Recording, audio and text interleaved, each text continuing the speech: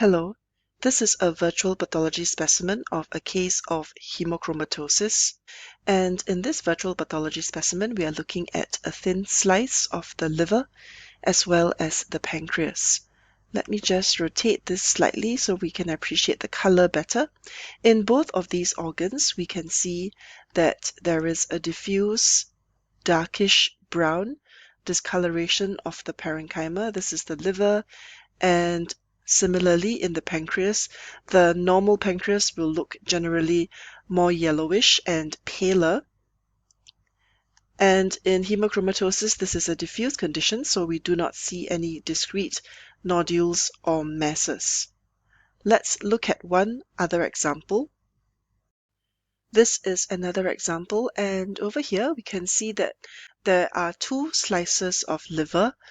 This one appears brownish and it appears nodular as well. In particular, if you pay attention to the capsular surface,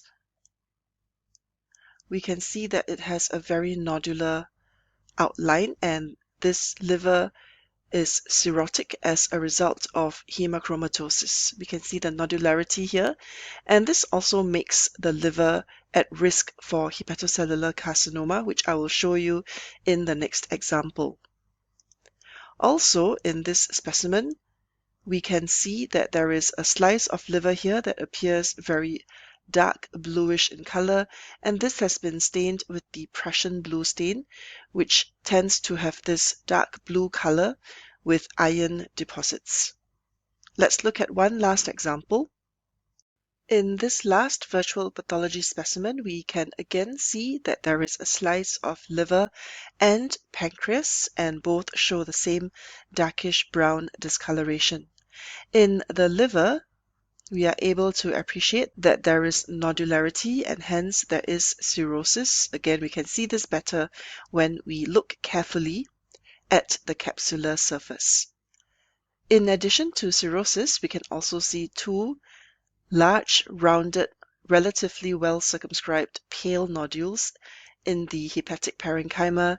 These are about 3 centimeters to 4 centimeters in diameter, and the color is slightly different, paler than that of the surrounding liver parenchyma.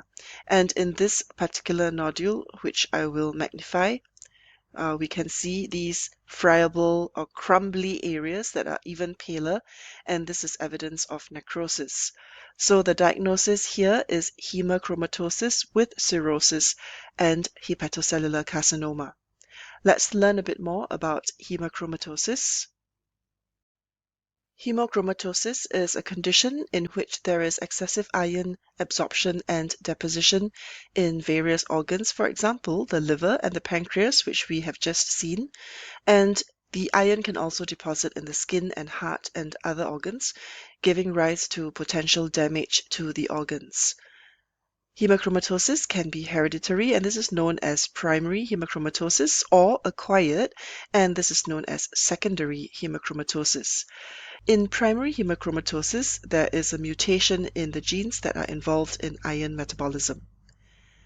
In secondary hemochromatosis, this is usually caused by extraneous iron overload, for example, in patients who have received repeated blood transfusions over time, and one example is patients with thalassemia and chronic anemia.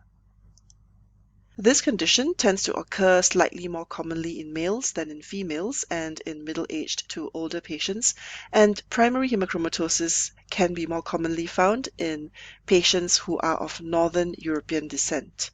Clinically, there may be hepatomegaly, some abdominal discomfort, and vague systemic symptoms such as fatigue.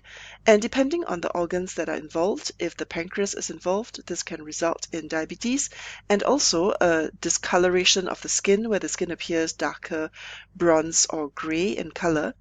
And the complications will include cirrhosis in the liver, as you can see in one of the examples we saw earlier. And patients with hereditary hemochromatosis have a higher risk of developing cirrhosis. There is also an increased risk of hepatocellular carcinoma, as we saw earlier, in particular with patients who already have cirrhosis. If there is cardiac hemochromatosis, there can also be cardiomyopathy. Grossly, there will be an enlarged liver and, as shown, with a diffuse darker brown appearance. Cirrhosis may be present. We don't see it here in this example. However, we do see it in this other different example.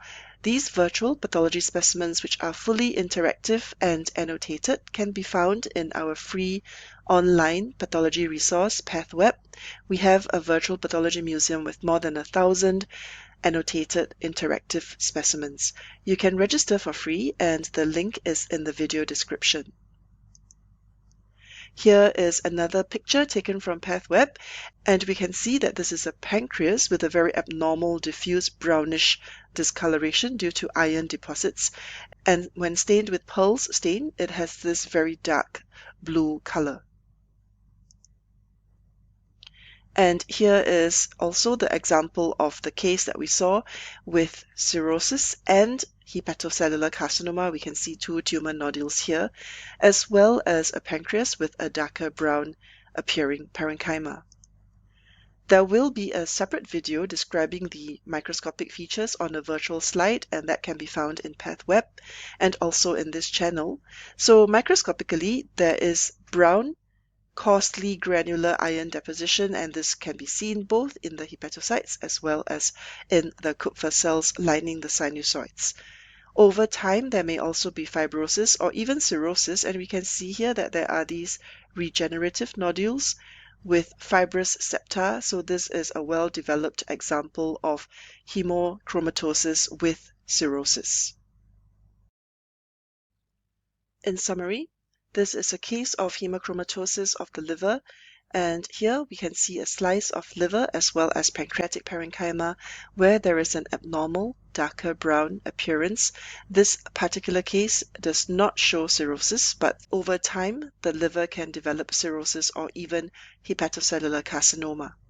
If you scroll down, you will be able to see additional information in our virtual pathology museum and also annotated gross and microscopic pictures as well as relevant short videos. Thank you.